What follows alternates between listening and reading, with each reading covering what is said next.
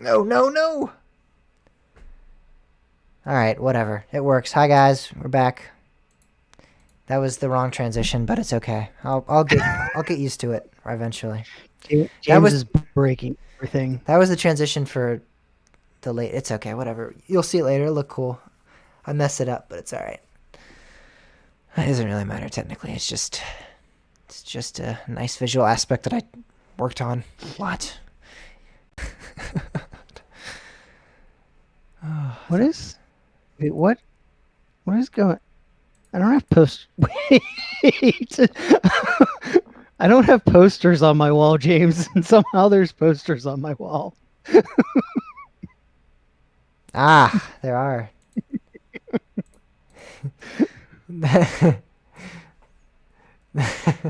We could just keep it like that if you want. You could have some background.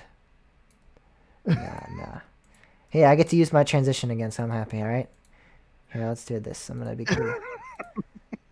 Actually, it's not gonna work like that. I'll just do this. All right.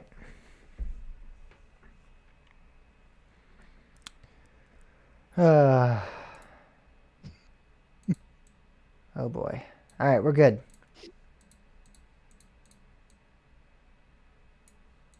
Hey, that looks better.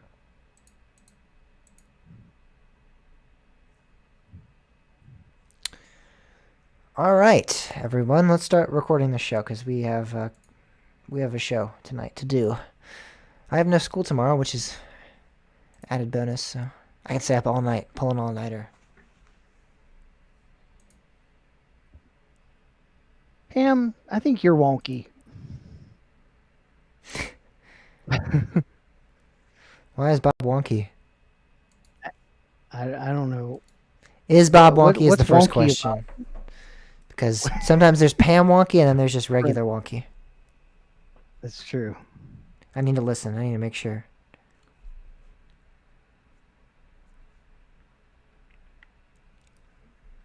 Yep. Cam said he has no problem, so that answers that question. Cam said he has no problem with it. Yep.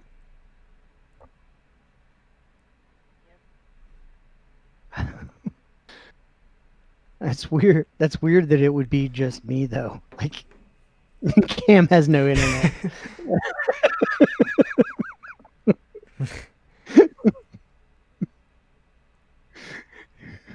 YouTube over smoke signals. Or data.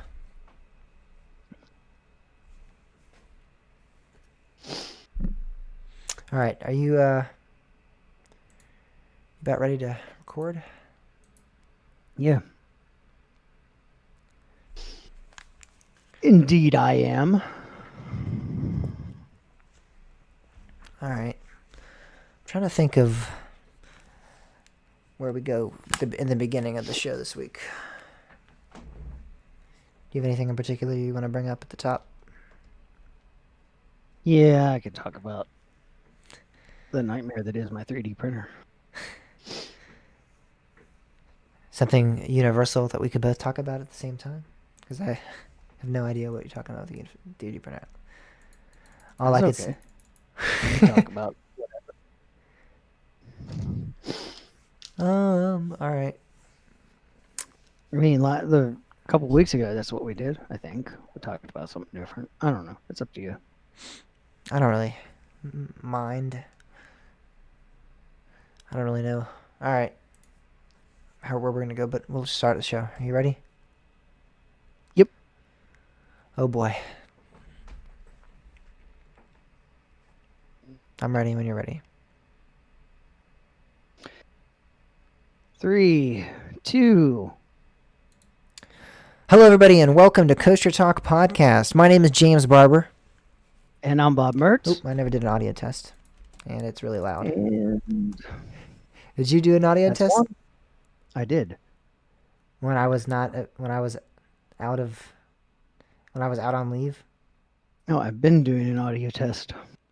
Oh yeah, I forget that's how you do yours. I Hello, just everybody. It's just really loud. Actually, I think I might be. Mine seems quiet. Hello, everybody. Welcome back to Coaster Talk Podcast, episode number 108. I'm James, and today we're going to be James talking is about. frozen. I'm not frozen. I don't know. Cam said you are. Cam is wrong.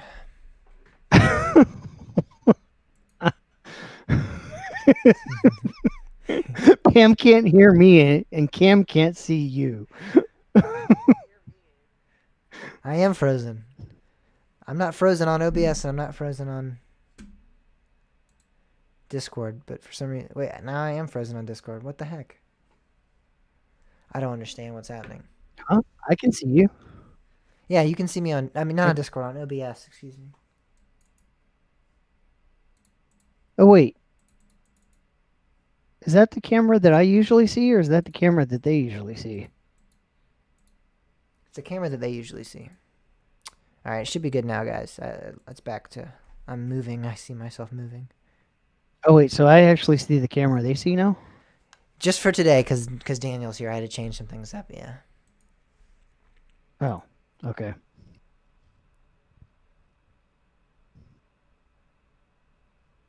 All right, are you ready?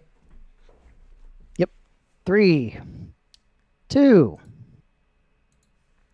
Hello, everybody, and welcome to Coaster Talk Podcast. My name is James Barber, And I'm Bob Mertz.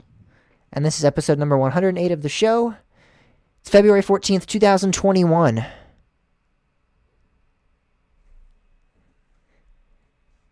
That's what I thought you were gonna. I don't know I don't know how to transition into a 3D printer. I thought you were just gonna say, "Hey, what's been happening?" Okay. You usually say something. That's why I was waiting for you. All right, let's just redo that whole thing. Yeah, that's what I figured. I already deleted it, so we Alright. are redoing it. 3, 2.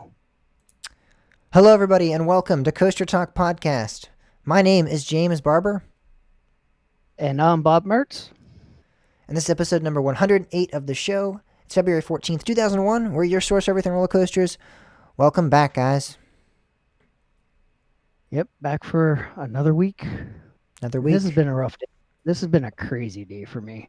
Crazy. And of course, we've been having technical issues. I could have called this because my entire day. Let me tell you. A few weeks ago, I bought a 3D printer. Uh-huh. And it came a day late, so I was working. It sat in the box. I'll tell you what, it was the coolest thing in the world, owning a 3D printer until I did finally open that box. And then it's just been a night. It's like a, I don't know. It's just been, it's not, when you buy a 3D printer, it's not like you like a printer you're printing on paper, like you just plug it in and go. Yeah. Doesn't work that way.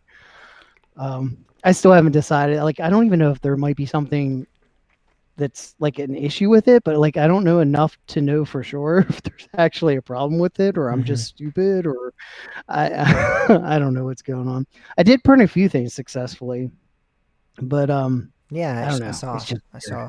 That's good. 3D printers are quite the contraptions. Yes, I had one in my engineering class, and they were. Thankfully, I had a teacher always helping me, so I never had too many difficulties. But they were definitely very, very complex machines to even just watch. Yet alone, I don't know, like, getting in there and doing all the manual labor by I mean, myself. the movements are fine. Like, that's just robotics. But like, it's that extruder. It's like how it feeds the filament out and melts it, and then it's like, if it doesn't melt exactly right, it gets all blobs over everything. And then if like this was the weirdest thing. If you don't screw in the nozzle the whole way, apparently, one would think it would leak out the side of the nozzle. Mm-hmm. I found out that's not what happens, because I was like trying to figure out what was going on. I was printing something, not well, but it was printing, and all of a sudden there's just like this huge blob of filament just fell onto the print. And I happened to look up at the entire hot end, and it was covered in film. So like, but apparently I didn't tighten the nozzle on enough. Uh-huh.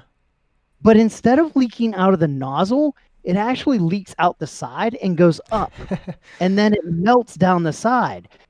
It took me 2 days to figure out how the hell filament was getting up to the top.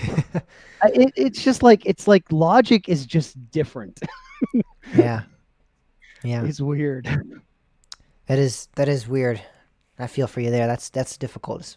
It's hard to get a piece of technology you're so excited for and then figure out that you don't actually know how it works. It's the same thing when I bought this new camera.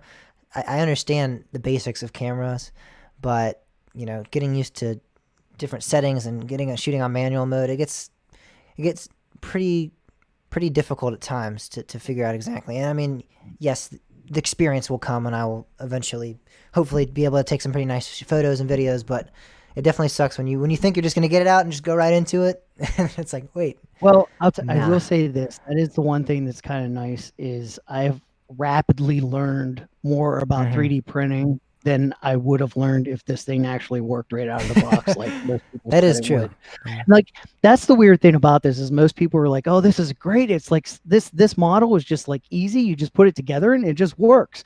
And it did for like one print for me, one or two prints, and then it was like all this weird stuff started happening, and like it doesn't seem the typical, but it's I don't know. It's just like I think the whole thing is there was a basis of like one little thing was off. Like I mean, we're talking like something is just a few millimeters off, Yes. and it Yes. just throws everything off. And I think it's just something wasn't quite right, and it just kind of like has gone haywire ever since. I'm like still, I try to fix something and then I like throw something else out of whack. But like I've learned so much more about 3D printing than I expected to know at this point. So like I guess there's that, like that's the silver lining is, yeah, I've learned a little bit more about it.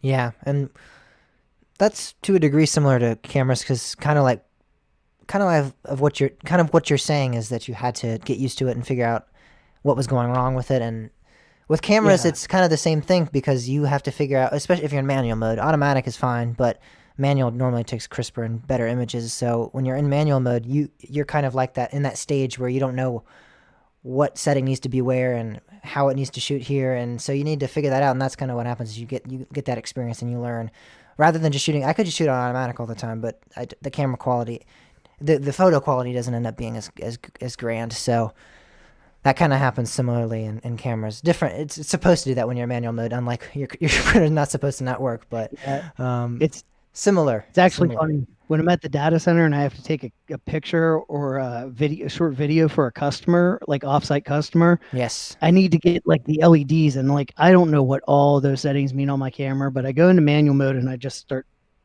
changing levers until I can see the LEDs, because normally Yeah. everything just lights up. Yeah.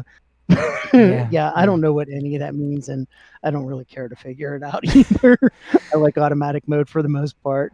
Yeah. Well, I'm trying to get the absolute best content for the listeners and viewers of our YouTube channel, so, and of our social media. So that's for you guys out there that I'm trying this. I'm doing the manual stuff. So and it's fun to learn, I think, and it's good to feel proud when you figure something out and you actually take a really nice image. It feels a lot better than just using it on automatic for me. So I like that. All right, Yeah. well, let's get into the show this week. Not a lot of news. Not a lot of news. It's kind of a drought week. No, we found some stories Yeah, we from the did. corners of the internet. Yeah, we had to scavenge. Yeah, it took us a while, but yeah, we found some news for you that yeah, it's not well. It's Some good, some news. It's bad. just not. Actually, it's mostly good, I guess. It's mostly good news, and it's For mostly one. news that typically would kind of be the bottom of our list. It would be like, this Right, new yeah, stuff happened, and then here's like a fun little story at the end. But it's all kind of fun little stories today, which is great. So this is gonna be a fun episode. There's nothing serious or too crazy that's happening right now that needs to be discussed. There is one story that's kind of upsetting, but we'll get to that in a little bit. So first off, I had to include this as a Halloween enthusiast myself, as a person that is kind of got into the hobby because of Halloween events.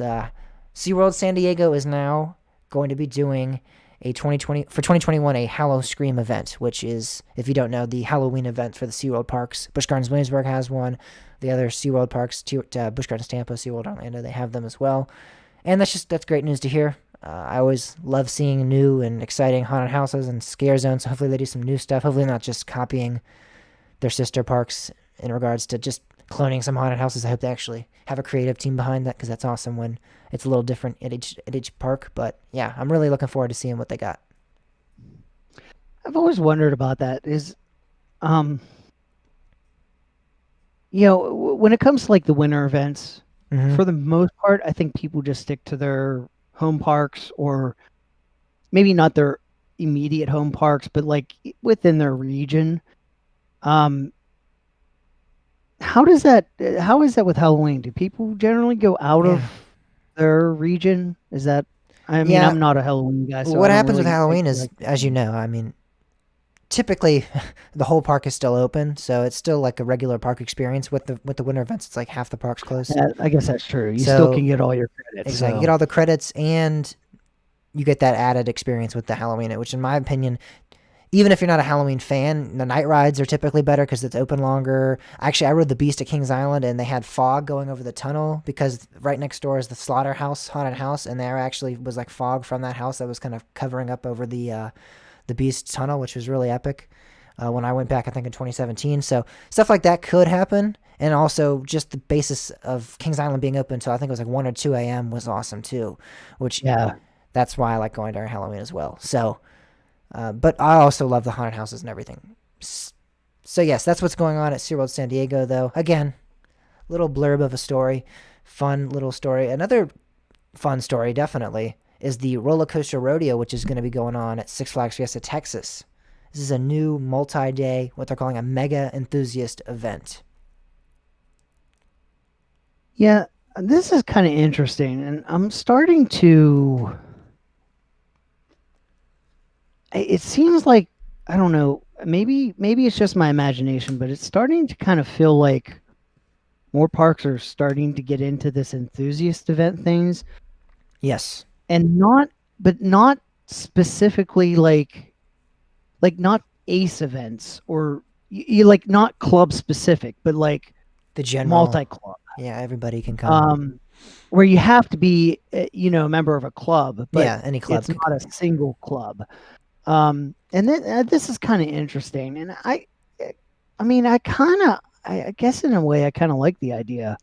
But But I mean, I love is it clubs? with that. It says all enthusiast clubs, groups, fans, and families are welcome to attend. That doesn't really. So Oh, that seems like oh, anybody could just interesting. attend. Yeah. Oh, you're right. It does say that. So it's almost like any enthusiast club can come, any group can come, any fans can come, and any family. So like anybody can come. It seems. I think you have to just purchase the event ticket, and I Oh, think that's it. so this would be like, um, as Kind of like well, winter was it chill out Winter Chill is Out Coaster Stock, right? At Kings Island, anybody can come. You don't have to be part of a group, do you? no, I think Coaster Stock actually is Is it an enthusiast event only? Enthusiast club event only? I think All I right, I've never feel been. like I thought it was it is. anybody could just buy a ticket, Yeah, but I haven't actually been there either. I wanted to go. I almost went one year, but I wasn't able to get there. Um, gotcha. well, and of course, the only information on the Coaster Stock website right now is that the 2020 update and it was canceled. Yeah. um, so that doesn't help. I feel like it was one of those things where you had to be a member of a club. All right, all right. I thought it was not, but that totally could be the possibility too. I don't recall. But with this event, guys, it sounds pretty great. You get full park ERT on all rides. So I'm sure all rides does not mean all rides. In all reality, it's probably like 6 or 7 coasters they're gonna have open, but it'll just be out through the entire park. I can't see them having the entire park open for ERT. Because when I went to Fiesta Texas, they said all the coasters were open, but it was just like the main like 6 or 7 coasters they had open, which was great nonetheless. But that's what's going to be going on there. You have a full park ERT in the water park as well. You have a behind the scenes coaster tours, exclusive Fright Night event. I wonder what that all entails. I wonder if you Yeah, get like that's I'm curious about that because I June might have is to attend nowhere this near event. Halloween. Yeah, exactly. It's during June too. So maybe you get a tour of the haunted houses or something, or maybe you get a walk through one of the haunted houses during the off season. I don't know. You get meals, snacks, desserts, drinks, welcome reception. You get a boardwalk breakfast, big rodeo dinner. There's contests, competitions, prizes, and reserved show seating. And there's more surprises to come, they say. So this sounds like a really awesome event. This is a 2 day event, too. This is definitely something that I think is going to. It's becoming one of those. I think this will become one of those big events like we always talk about Hollywood Nights or Coaster Mania. This sounds very Yeah. awesome. This Have sounds excellent. have the Six Flags parks? Is this a is this the first Six Flags park doing something like this, or have other Six Flags? Well, I guess you have Riding of the Bull, That's an Ace that event Great only, though. Adventure, right? Riding of the Bull is Is an it? Ace event. Yeah, that is an Ace event. And then you have I can't think of any other big Six Flags events really. Yeah, Oh, it is. You're I right. think that might be it. I think that might be like one of the larger Oh, Six Flags events that they have. I'm sure there's some others in other parks that are kind of smaller or mid-size or even just specific for different clubs, but this is I think going to be the biggest event Six Flags has done.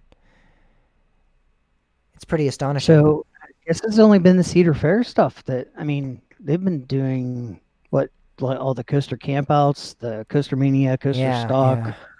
um, a lot of different things Cedar Fair's been doing. So But maybe Six Flags is starting to realize that that's an important aspect of their not only their revenue but their getting the word out about their park and stuff. Because again, this is open I to also fans kind of and wonder if families it's too, so you can get anybody to come. well. Here's the thing that I find interesting about this. I mean, okay, whether I mean it does seem like it's weird that they say coaster clubs and then they say families. So I don't know. It's kind of interesting. It seems like there's going to be more detail, so hopefully they clarify that. Maybe they mean it's like one coaster, like one member. Like if you're going, you could take a bunch of your family. I don't know. But then it Maybe says maybe if they fans are. too. Like that's the word that throws me off. If it's at all enthusiast clubs, groups, and families are welcome, I'd go okay. Yeah, but But it says the any thing that's enthusiast weird is fans. why say clubs if it's like general and if anybody can go, why I don't. It's just it's weird Yeah, wording. maybe, But maybe I don't know. regardless, this is targeted at enthusiasts, Yes, yeah. and I think it's interesting because I I think this may be something they realize that you've got. Um, we I mean we still have the pandemic. The pandemic's still going to be a thing this year through the summer. Hmm. To how much of an extent is the question, but it's still going to be a thing. And the enthusiasts are the ones that are really driving like parks right now. Like that's the enthusiasts are the ones that aren't slowed down by the pandemic for the most part. I mean, Yeah, you have others, but like it's kind of it's kind of interesting that you know you kind of have that timing seems interesting. hmm, Daniel also mentioned that Jeffrey Siebert is really connected with the community too. yes, So yes, he is. Yeah, that's always a possibility too. That he's just like, look, we need to do this. Um, he's one of the greatest it's GMs out there, I think, for sure. In terms of any park, really, not even just exclusive to Six Flags. He was really nice and very welcoming to enthusiasts when I met him. So yeah. Well, it's certainly good to see more of these events pop up. Um, I want the thing that makes me wonder is how busy is it going to be? yeah, Like even like Hollywood Nights is starting to grow pretty rapidly, that's also. But think about this, and and also this might actually counterbalance that a little bit because you have the event. This event's like the next weekend after Hollywood Nights, so a lot of people might be like, "Yeah, I'm just gonna go to Texas this year and skip Hollywood Nights." I don't see people. There are some enthusiasts that are gonna do both events for sure, but I think there's a good majority that are probably gonna go. I can't do both events. It's cost and time and all of that's that. actually very true. So it could actually help decrease crowds. And then you have Coaster Mania the week before Hollywood Nights this year. So it's like they're three in a row. There's no way people are going to be hitting all three this year. I don't think. I mean, there probably will be at least a couple that do, but not the majority, I don't think. The majority don't have that kind of money or time, I don't think. If I can speak Yeah. for the average Joe. Uh, but yeah, that's what's going on down in Texas. I cannot wait. That looks like an excellent event. I can't So attend this year, honestly. I'm just now figuring out about it, but I will hopefully be attending in the future because that looks awesome. so Texas has a lot of roller coasters and stuff, but California does too. Yeah, it's Um, one of the biggest they just states with can't open coasters. them. Yeah, yeah. There's so And there's an abundance of roller coasters that just cannot be opened. um, And the bizarre thing right now is, this has been a trend with. I mean, okay, don't get me wrong. I love that they're able to make revenue by this, but Disney's joining the many other parks that are opening not as an amusement park, but as a food festival. yeah. Um, so in March, Disney California Adventure is going to launch um, multiple days a week. They're going to have some entertainment, but they're not going to have any attractions open. It's just mainly going to be food. Hmm. Um, which, I mean,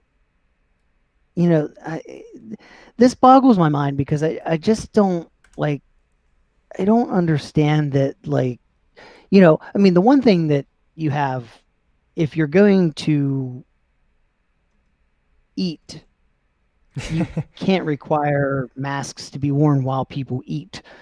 There's a physics issue there. Um, Yeah. but like, I don't understand why it's okay for them to focus on food, but yet they can't open the rides. Yeah. The one activity that requires you take your mask off is the one that they're permitting.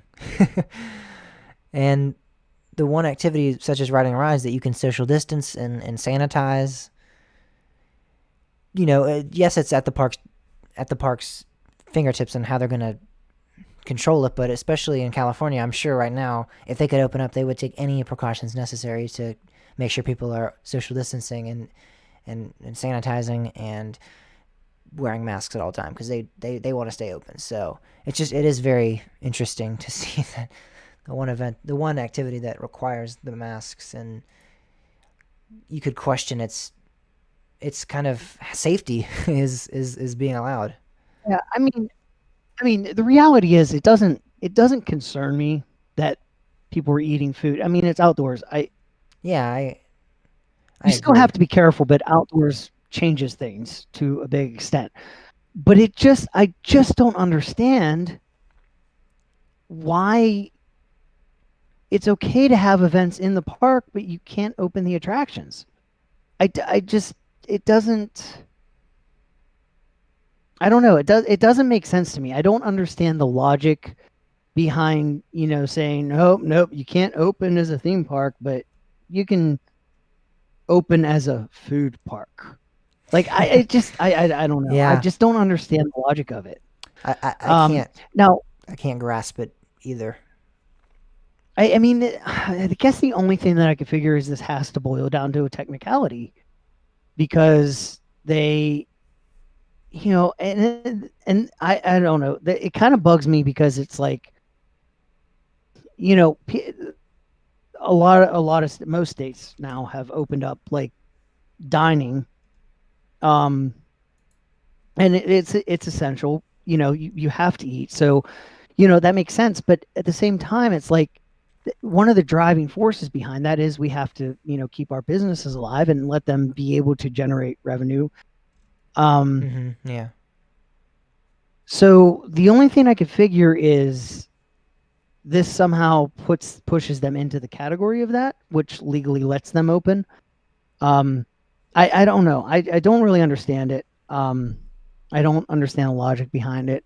Now, like I do understand like if it's a situation where there's a max capacity that would include the employees, then I could see maybe, you know, running all of the attractions takes extra employees. Um, but that I don't doesn't seem to know. be what this is. I don't know. I just don't I just don't understand. And this isn't me questioning Disney. This isn't me questioning what's going on in California. And Yes, you the know, I attitude that the government has taken. yeah, It's I just crazy. don't understand the logic behind this. And I mean, I'm all for if there's a situation going on that you can't have people in a park, then that should also warrant other things being closed as well that aren't. So that's it just doesn't. I don't know. I've never understood this logic, especially since everything's outdoors. You know, and I Yes, mean, some people might yes. say, "Oh, well, you're sharing seats," but you're still sharing seats when you eat. Um, I don't know. I don't understand it. Yeah, I Maybe can't it's lines, but then again, you wait in line to get your food. I I can't fathom I I don't can't know. fathom what I rationale don't know. they're putting forth either. I don't get it, and I don't think I will. So I'm not even going to attempt. It's just one of those things where there's definitely something going on in California. I don't understand how every other state can show that theme parks are safe and okay, and the actual parks themselves can advocate so heavily for themselves, and the state government still be like, nah, you can't open up. Sorry. I just can't. That doesn't make. Like, if it was like, if they were like, oh no, we've looked at other parks and we've actually seen that there's a considerable amount of cases that are coming from parks and they're kind of super, if Right. that was kind of what was going on, sure. But I mean, parks can point to, I mean, there's been Yeah. numerous articles and numerous research done that shows that theme parks are actually the opposite of super spreaders. They are places where there's very few there are cases transmitted, of course. You're never going to have absolute zero, but it's very small numbers, and it's definitely not a super spreader like other facility. Grocery stores can be considered super spreaders, and places like that where there's mass gatherings indoors, and that's just not what we're seeing at theme parks. I can't get it, and I don't think I'm going to. I don't think either of us are going to. So Yeah.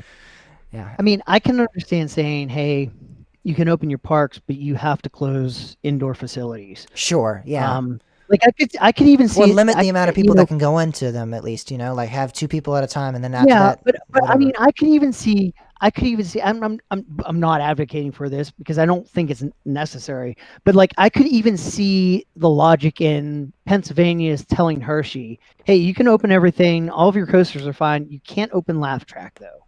It's indoors." Like, I understand logic there. Again, I'm not saying that should happen, but Yes, I'm just saying like at least there's a logically, like that's kind of where logic would there's fall. somewhat something to Um, follow there, something to be like, oh, okay, you got this from this, and that makes sense.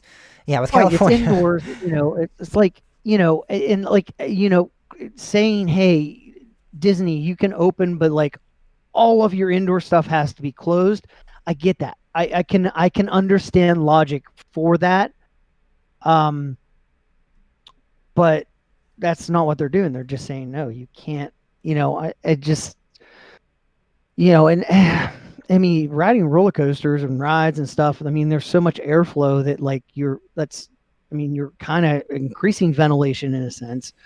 I don't know. It just seems weird. I don't know. I'm not, yeah, I'm not a doctor. I'm not a, you know, I don't a play with scientist. viruses and stuff. So yeah, I'm not that either. I don't know. So take it for what you will, but I just the logic just seems to be missing. Yeah, I don't understand it, and I don't understand why Cheetah at Wild Adventures has to be retired, Bob. I don't know. I don't understand. Either why? I mean, this. Why are we losing wooden coasters? I know, and this looked like a pretty great one actually. It was the CCI, and it actually looked like a pretty great ride. I had never got the chance to ride it. Obviously, neither of us did, but it looked really good. They look really good. So it's upsetting to see. First they came for Din, then they came for CCI. It seems to be. I mean, CCIs are the ones that are dropping now. It It's does frustrating. it does seem to be that, and I don't know what for. Like we're not seeing. Are they? What CCI has been removed recently? It wasn't. Was it No, I can't remember any that have been removed recently. I don't know the immediate recent, but I mean, we've started to see some CCI. What, Were they RMC'd? No. I can't think. So So, they're being it's- retired, but they're not being RMC'd or even refurbished of any sort. They're just being left out and well, destroyed. we still don't know what's up. We still don't know what's up with Cheetah. Yeah, we don't know what's up with Um, Cheetah. I saw some people posting about RMC. Somebody somehow decoded an RMC message in here. I think they said, unfortunately, the Cheetah Chase roller coaster has been retired, and they said that R and retired to make. So the M is the M, and then for new and exciting changes, and they said that the C is RMC. So I don't think that's at all accurate, but it was an interesting concept, I think. It's ridiculous. Yeah, people are reach so far for this stuff, I swear. I like the But reply to that. Though, is they used a bunch of letters to make it go used RCCA. yeah, I saw that. That was great. Yeah. This is all from a Reddit post, which you can find in the show notes. If you want to follow along with us there. I did find, so the ones, the CCIs that have been removed are Cannonball Run, Twisted Twins, so Yeah, that was the did other get one I was RMC'd. thinking of. Villain, Medusa, Hurricane, Cheetah Chase, or Cheetah, excuse me, not Cheetah Chase, and Mega Zeph. So Twisted Tims did actually get RMC'd, so that was, what, like 2014, 2013, so we have seen, I guess, the CCI get RMC, but not recent. Cannonball is the one that was recently. When did that close? That maybe it was longer. I I think don't. that was, I have no concept of time anymore. me neither right now. I don't even know if I even know what Cannonball Run was, to be honest, to be quite frank. I know it's a CCI, but I don't know where it was located, or so I have no reference in when it closed at all. Was that I can't even remember the name of the park. If I heard it, I Waterville, would know it. USA, Well, in Alabama. Yeah, that's Closed in it. 2018. Yep, 2018. All right, so that was recent, and that was Yeah. completely demolished. That, so, that was the one that I was thinking of. so there we go. Yeah, that's one that was just kind of left to be destroyed. So yeah, I don't know. It But sucks isn't that there- that seems to be the Isn't path there? some are taking. Wasn't there one in like New Jersey that went standing but not operating? Maybe it's not CCI. I don't know. Cannonball Run was the one I was thinking of. I think I know. Um, No, I don't know if it was in New Jersey. Yeah, all right. Well, Cannonball Run, yeah, that was Anyway. one. And again, this is sad to see. We have no reason, really, from the park why it closed. They just said that they're making more room again for new exciting changes in the coming years. And that kind of sucks because they kind of are leaving a wide open gap in their lineup. What is it they have other than this nice CCI? They have a SLC, a Boomerang, and a Wild Mouse. So they're not really leaving a big reason to go to their park at the moment. They're leaving. yeah, I feel like Wild Adventures is kind of like. I feel like Hershen's kind of taking them to water park status. They're kind of doing.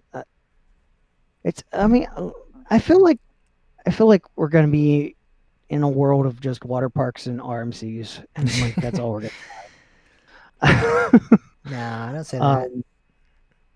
I hope not, but I mean,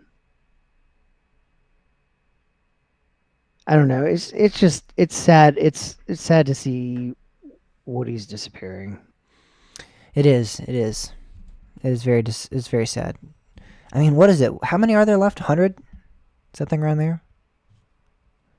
I could tell you pretty quickly here. there's. It's crazy when you think about how many there are left. worldwide. Even like it's sad. Type wood. And In the world, survey says there are 183 in the entire world. 183 in the entire world. Out of the thousands of coasters we have, only 183 are wood. That's just crazy to me. So, yeah, it's sad, and that's one less tick on That's scary. the total now with Cheetah at Wild Adventures. So Let's see what we have in. I think North the U.S. has a America. considerable. I think the U.S. has a considerable amount of them. So it's going to be maybe 120. North America is 119. Yeah, 120-ish. That's what I was going to say around. So yes, we're losing them quick. So let's hope for the best with some wooden coasters. We don't have any more. And Gravity Group needs to save us. Yeah, we don't have any more really manufacturers of wooden coasters anymore. It looks like GCI might be heading on over to the steel side of things. Yeah, and We I'm got like Gravity Group. GCI. See, GCI is I've been concerned about RMCs, like eating into the wooden coaster. But I'm starting to feel like I'm a little more scared of GCI, because I feel like GCI is like coming out with this Titan track and saying, look, we can make it exactly the same coaster, even though that's a complete farce, because a wooden coaster with steel track. No, it's not the same coaster. That's not the way it works. But I have a feeling that that's what they're going to be doing, and they're going to go to parks, and that's going to be, it is a now Kings Island would be, they know themselves. They would be an idiot. They would be idiots if they said, hey, why don't you go ahead and RMC the Beast? Yeah. But what if you use the exact same layout, the exact same dimensions and everything, and just turn that wood into steel, which I think is what GCI is going for. Yeah. Well, then it's a very good marketing tactic to go at. Hey, RMC's changed the ride experience completely. We don't. We keep it the same. It's the same ride. Exactly. And the parks go, oh, really? And all right, deal. That's what scares me, is I'm afraid that GCI is going to be the one that's going to actually start killing, whether it be GCI's intent or not. They're going to be the ones that are going to start really kind of killing the wooden coaster, even more so than what RMC was. And I'm intrigued to see if they actually continue the production of wooden coasters, or if they're pretty much that's true in the direction of steel. Because if they're balancing it out somewhat, it's like, okay, it's not ideal still, but if they're still producing some wooden coasters here and there, it'll be. But I also don't know. I don't know. I feel like GCI is not going to be the company that they've been from this point backwards. I think from this point forwards, they're going to be a different company. I just feel like things have changed drastically there, and I don't think we're going to see the same company that we previously saw with GCI. And here's the other thing. Another thing that really scares me to death is Kennywood's Woodies right now. I'm really, really concerned about Kennywood's Woodies. And here's the reason why. And this is why I think we're starting to see an issue with Woodies. Parks, the major chain parks don't want to deal with the wooden coasters. Yeah. They say it's too expensive, which it is, because of the way they do things. When you go to Cedar Point doesn't want to do stuff with the wooden coasters in-house. So they outsource everything. Well, when you outsource it, that costs money. That's a line item of we had to spend this much money to refurbish or do the annual maintenance on this wooden coaster, and they look at that and they go, oh, that's a really expensive line item. That's costing us a lot of money. But if you do it in-house, it's not, it doesn't play out the same way. You're paying for employees, but that's not That's not a line item for that coaster. And I mean, yes, that coaster itself is going to cost money, but not near as much as whenever you're outsourcing everything, which is why I think that we see generally the smaller parks are the ones that do such a great job at wooden coasters because they do it all in house. They know what they're doing and they're not spending a ton of money on the maintenance because they can do it themselves. They've learned it. They operate, and that's what Kennywood always was. But now, with the way they started talking about like Kangaroo and paratroopers being like, oh, they're so expensive to maintain. Well, wait, hold on. You had employees that took care of that. Like, why? That, I mean, sure, you got to buy some parts or make this, but you've been doing that. Like, they haven't made the Kangaroo in like I don't know when the last one was made. Yeah, long time. So like you've been doing it for a while and it hasn't been a problem, but now why is it all of a sudden a problem now? Well, is it because now they're going into that big chain mentality where no, we're not going to do that in house anymore. We're going to outsource that. I mean, and but as much as you can say that, it's also you have to think about the pandemic. That was a factor, I think, definitely. I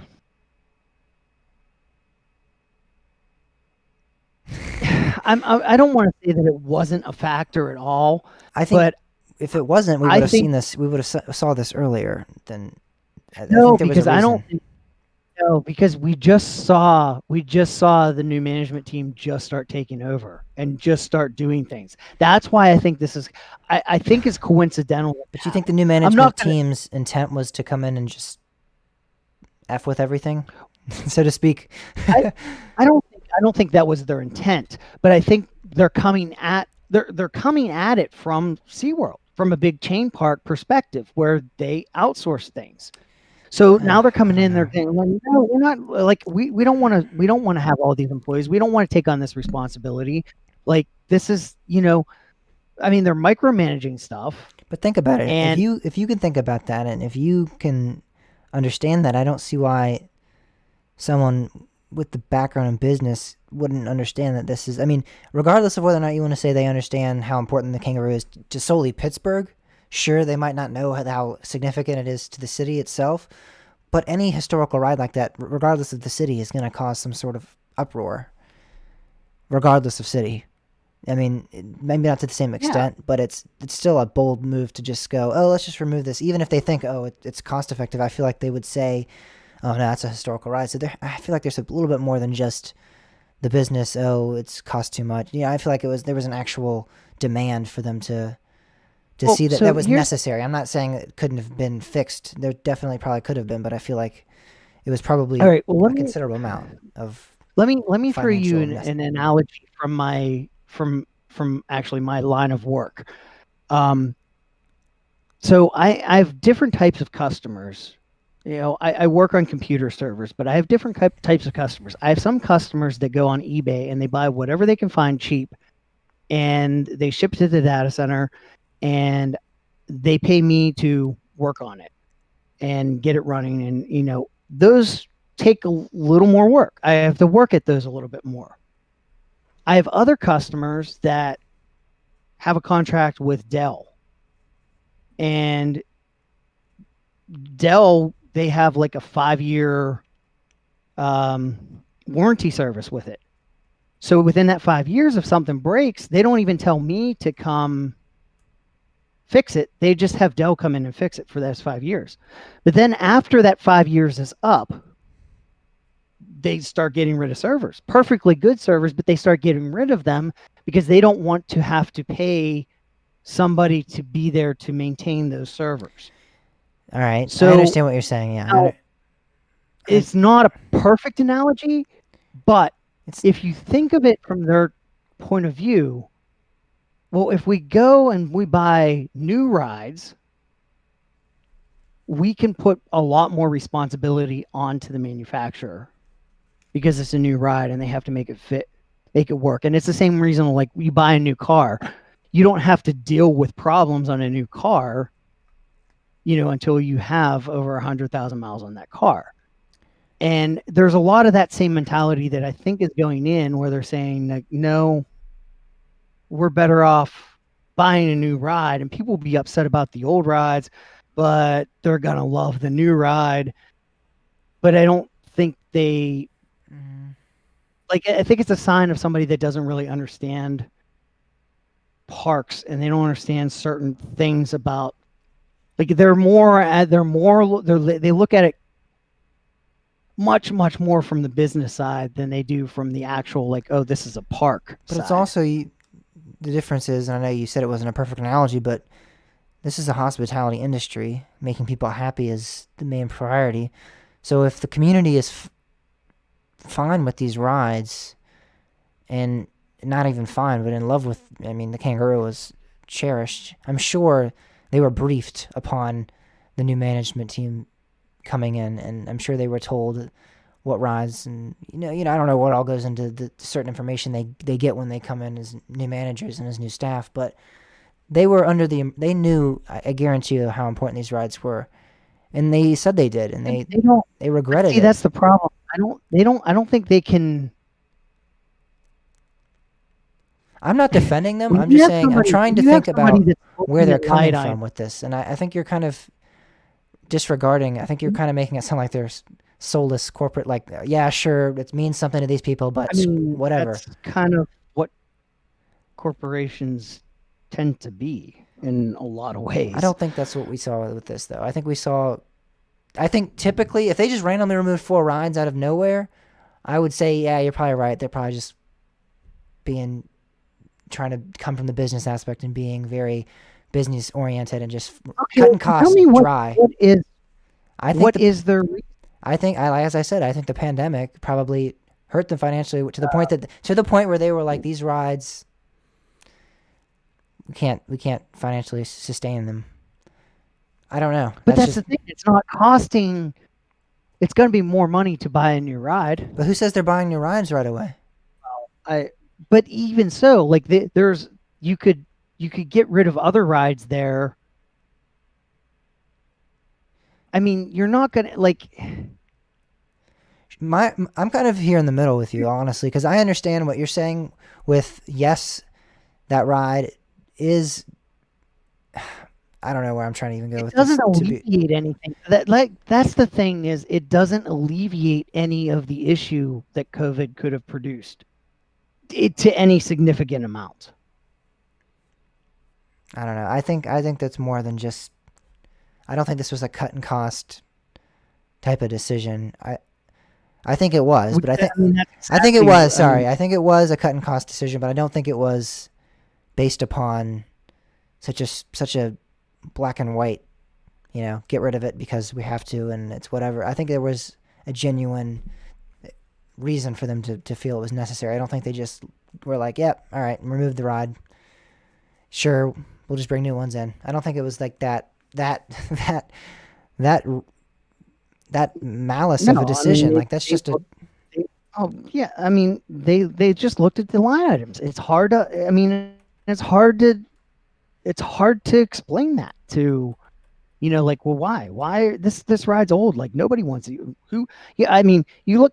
I live in Northern Virginia. Like, people look down on people for driving old cars. Why would you want to drive an old car? Like, well, you don't get it, and there's no way you can actually like get them to get it. It's just, people don't see that I think is the issue. And I don't like, I'm not gonna, they're not gonna say, oh well, hey, next year we're gonna get rid of Racer, we're gonna get rid of Jackrabbit. But I do think what scares me is I think the maintenance is going to start suffering, and those rides are not going to be. Fast forward 5 years, those rides aren't going to be nearly as good as they are right now, because I have a feeling that in-house maintenance team is going to go away. And hindsight, back when we were discussing when those 2 or 3 employees just randomly quit out of the blue, was that a year? No, that was 2 years ago. And we were questioning what's going on, like what happened. I bet you that this is what they saw coming, because they started coming in and nitpicking about oh, well, we need to cut back this department. We need to cut back this department. And that's my fear right now. But I just don't think. What I'm trying to say here is that as much as I disagree with the decision, as much as I think it's wrong, and I liked Kangaroo a lot, and I understand that the city has a great bond and connection with that ride, I don't think it's as heinous a decision as you're stating. I just think it was because think about think about it. Everything I just said wasn't even talking about Kangaroo. But just talking, I know talking about even GCIing the wooden coasters or messing with the wooden coasters. No, that's not at all what I just said. What I just said is I think I think what's gonna happen is the maintenance is gonna start to suffer, and the maintenance on those Woodies is not going to be near, like, it's just not, they're not going to be as good of rides as they are because they're not going to have the same caliber of in-house Yes, but maintenance. and then that could lead to GCIing it. So that's what I was thinking you were pointing out, but it's okay. I didn't know if I thought that's what you were getting at because that's what we were talking about earlier. So I thought you were in reference saying that that's what would happen. But irregardless, I don't think that's I just think it's gonna suffer. That's what I mean. We might not lose them, but we might not care about them either if they turn into bad rides. All right. Well, I don't know, but again, everything you just described to me is the reason why they wouldn't have made such a type of decision. I just not how they see it. That's what I'm trying to say. We see parks do this all the time, and they don't see it coming until it's too late. I mean, we kind of saw what happened with Volcano. Like, oh, well, this makes the most sense, and then the next year it hurt them. It hurt them really bad.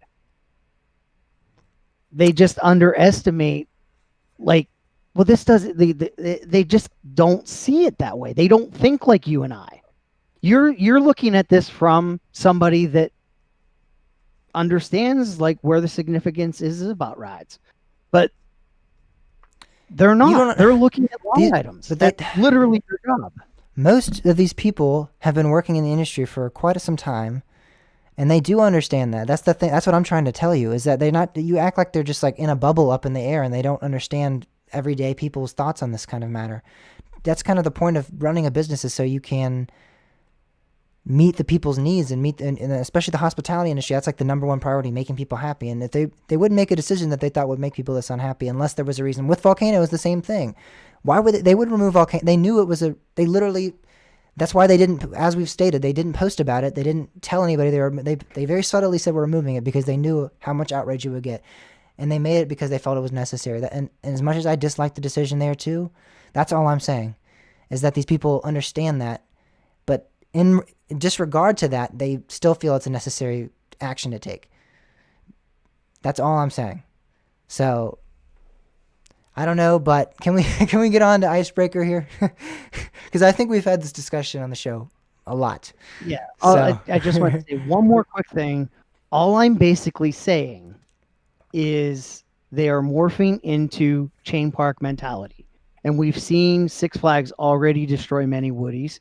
Cedar Fair is not I mean, they're maybe a little bit better than Six Flags. Like the mentality's there. That's why you see the better Woodies in the independent parks. And that's what's happening right now with Kennywood is they're morphing from a park that still had portions run as an independent park into chain park mentality.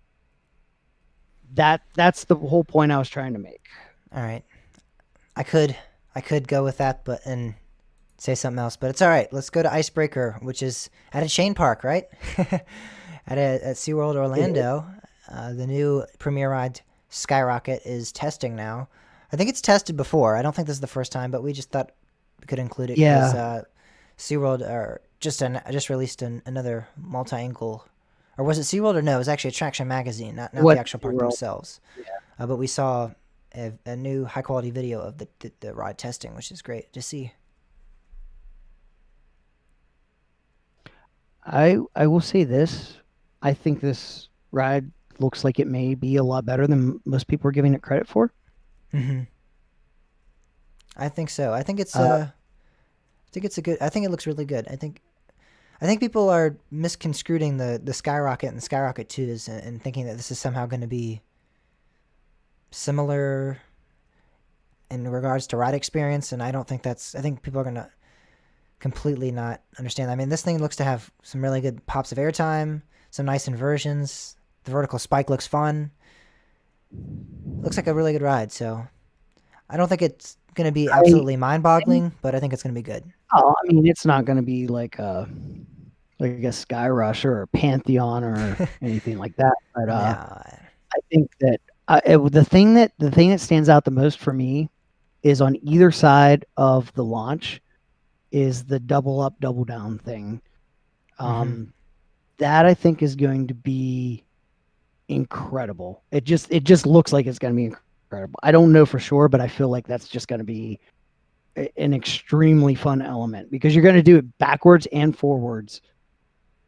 I just feel like that's going to be an amazing feeling right there. I think you're going to get some really good air on that. Indeed. So this ride looks excellent. Should be opening here soon, I would imagine. I mean, all these parks in Florida are testing their rides. I don't really see a benefit of continually testing rides if you don't have an intent somewhat soon to open them. So hopefully within the next couple months we see them open up. And that is about it for the first half of the show. We said we didn't have a lot of news, but we dragged it on there with the little rabbit trails, which is excellent. It's good. All right, so when we get back, we're going to be joined with our good friend Daniel from, people might know him from the Instagram page at DP Coaster Photos. We're going to talk with him about our Trial of the Elements bracket, which is going on right now. We've gotten down to 4 elements, and actually on tonight's show, we're going to narrow it down to just 2 that will remain, and we'll decide the champion on next week's show. So let's get on to it in the next half of the show.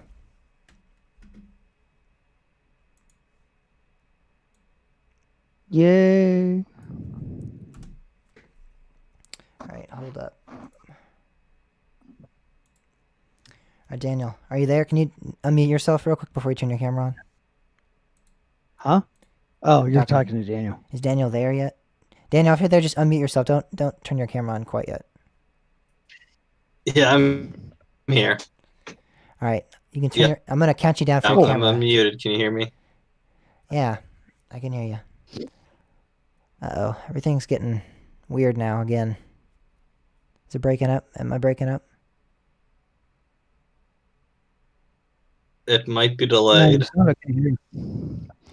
Yeah, it was delayed there when I said it like 2 seconds before anybody. Yeah, that's like a 5-second delay. Yeah. Oh, wait a minute. Hang on.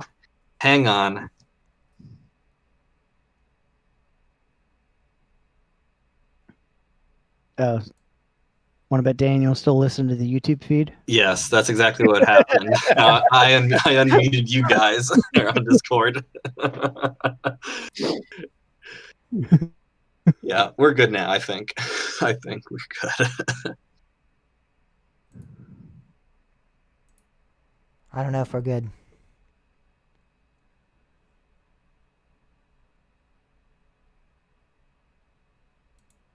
Everything seems to be... I think, why aren't we good? Are we good now? What's going on? Where's the code? Now Bob's all messed up again. What? I was trying to prevent now I'm like this kind of issue. All right.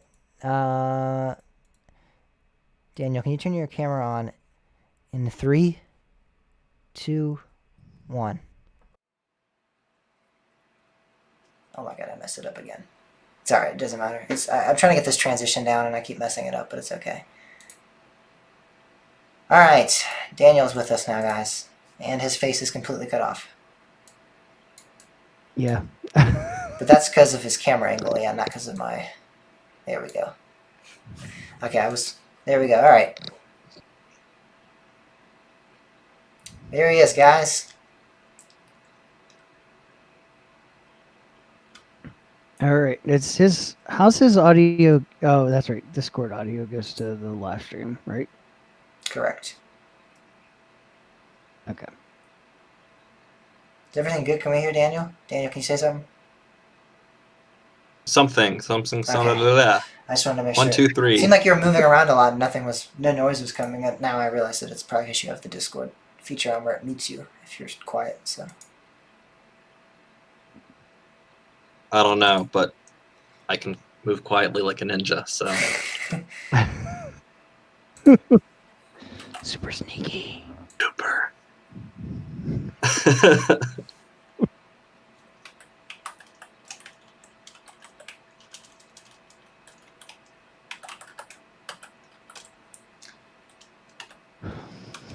How much did you want to yell at us, Daniel, for arguing about Kennywood?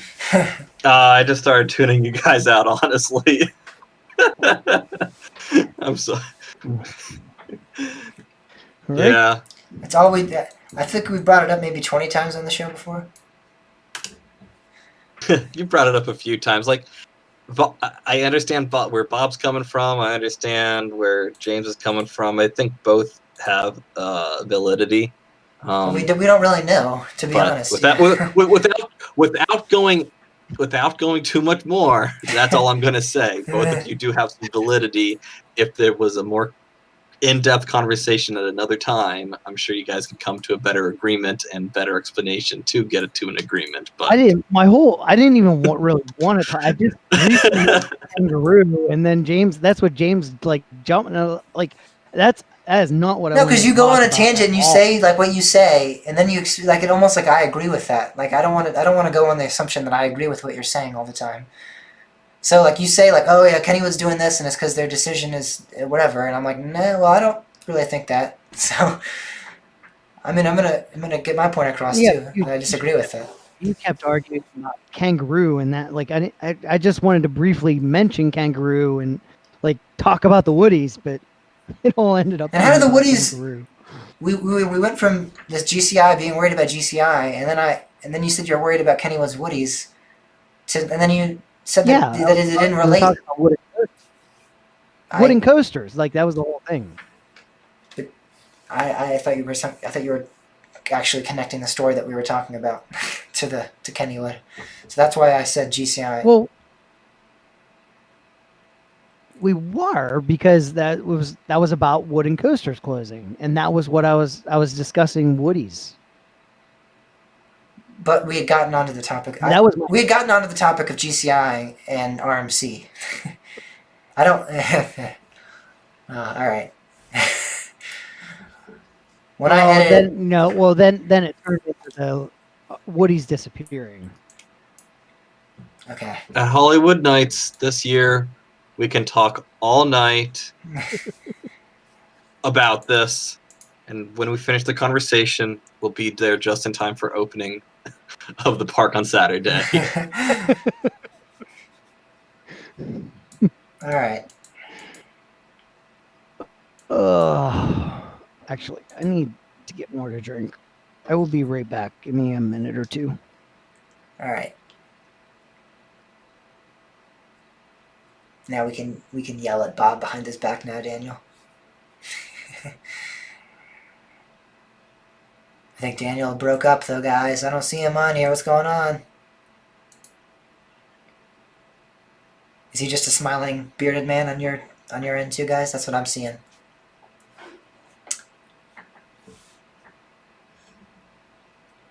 That's the greatest face to get stuck with right there. Is that smile?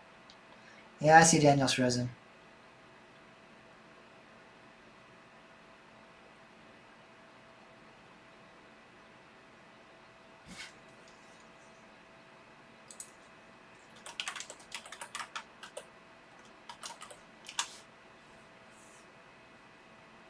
Oh, all right. Now his chair is back. We can see his chair and his background. But I don't see Daniel. Daniel's missing.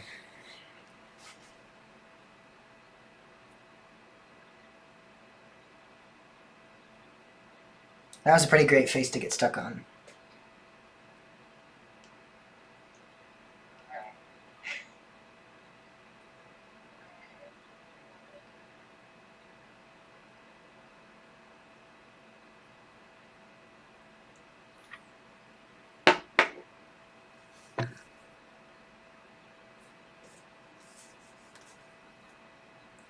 All right, you're back. I'm back. You were frozen there for a sec. Am I still frozen? No, you're not now. Am I still frozen? Nope. Okay, I don't know what happened, bro. I just walked out. It froze on your face. All right.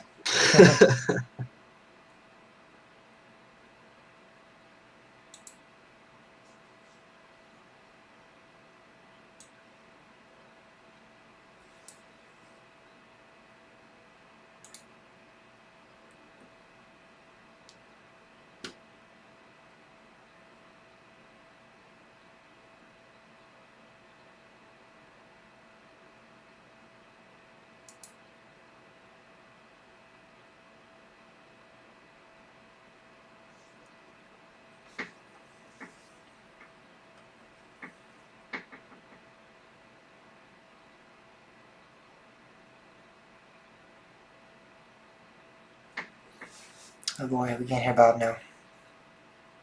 All right, I'm back. What? I thought you were talking. It looked like you were Can't talking. hear me? No. Okay. I You guys was throw me off chewing- here. I was chewing a piece of chocolate. Oh. We got. What the heck just happened to your camera? Who? What? Whose You. camera? What happened? Bob. Who's? Oh, now it's back. Nothing Okay. happened. It just went to complete green. What? Did you guys see that as well on the live stream? I need What? confirmation there. It went to it looked like a green screen.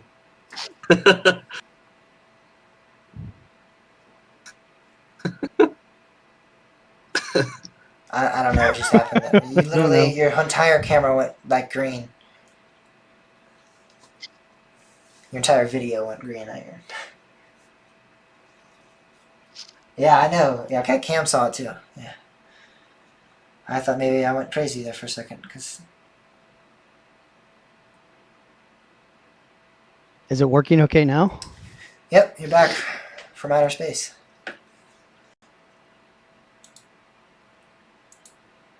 Just came back here to find you there with a sad look upon So I your went to outer face. space. It happens.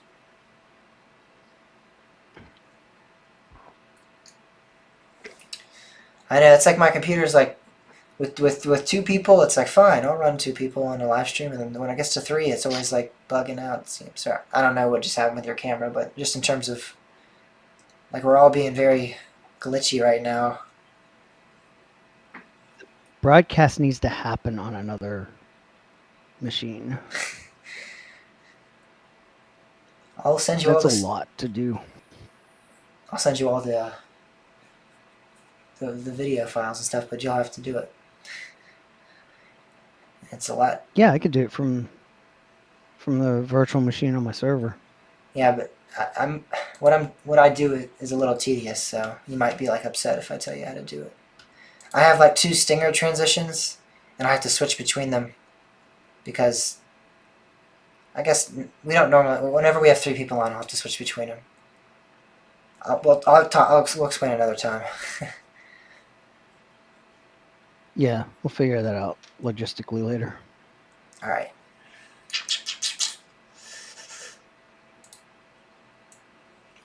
Are you prepared? The second half of the show. I guess. Are you ready to yell at us, Daniel? Just Sure, why just tell me when to hit record. Warm up. Bob normally does the countdown here. I'm ready. I think. Are you ready, Bob? Yep. All right. Oh wait, hold on. Let me say it real quick.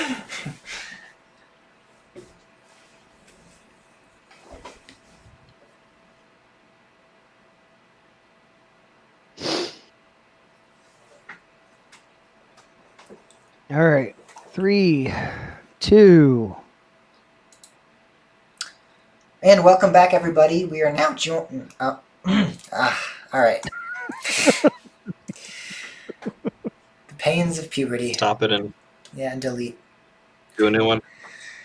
Indeed. All right, just to be sure on the countdown, Bob does a 3, 2, 1. and Yeah, then I do.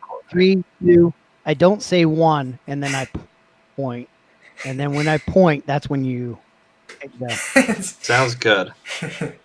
Hey, Marcus, it's a piece of cake to bake. Oh my pretty good. God.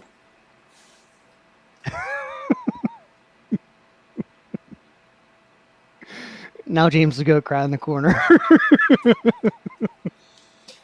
Daniel will probably join me if he had to deal with this every week. So.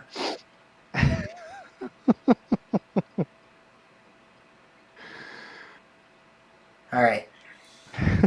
Marcus says bald men unite, Daniel. I don't know if you're still in the live chat. No, I exit out of that just to be sure I wasn't getting everything confused on my computer. All right, are you But ready? bald is the way to go. Anyways, yes, no, I'm good. And we're back with Bald-Headed Guys United. I'm just kidding. All right.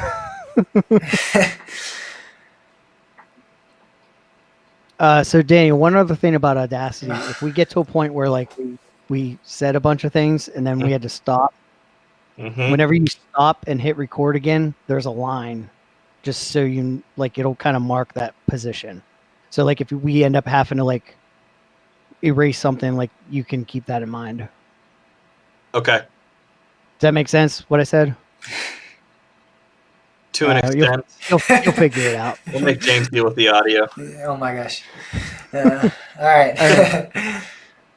3, 2. All right, and we're back, everybody, from that break. Now we are joined by a good friend of the show. You might know him from his Instagram page at DP Coaster Photos. Daniel, welcome to the show, Daniel. Thank you, James. Thank you, Bob. It's always good talking with you offline, but thanks for having me on the show to talk online. For sure. Yeah, well, we figured this way, whenever the show's over, like the next day, we won't end up with this like Weekly report. bombardment and Discord about how wrong we were about stuff. You can fact check us live. Well, usually when I talk with you offline, and respond to what you guys just talked about on the podcast, most of the time it's agreement or slight disagreements. But the past few episodes, when you're talking about the elements, that's for some reason really irked me. And Yeah, Well, we acknowledged it. Hey, we acknowledged the first. Yeah, they were bad. They were bad. We've gotten better with the actual descriptions now, but we can conclude, I think, and I appreciate it. everyone can agree that we started off on a sour note. But it's not as easy. I thought we would just sit down and just be like, yeah, zero G stall. It's, that's it. It's a 180-degree roll. Just be pretty easy to just roll off the tongue. And then I was like, wait a second. I don't actually know what a zero G stall is in a description form. Like I can picture it and I could draw it, or I could pull up an image of it easily, or just point it out on a roller coaster. But it was difficult to just sit down and think about it. But thankfully we have figured that out now, and we're going to do the trial of the elements now. We have 4 elements left. Daniel will be giving his thoughts and opinions on the elements, and as well sharing maybe some of his favorites from the elements, and we have some of the results from our poll that we've done. So let's get into it.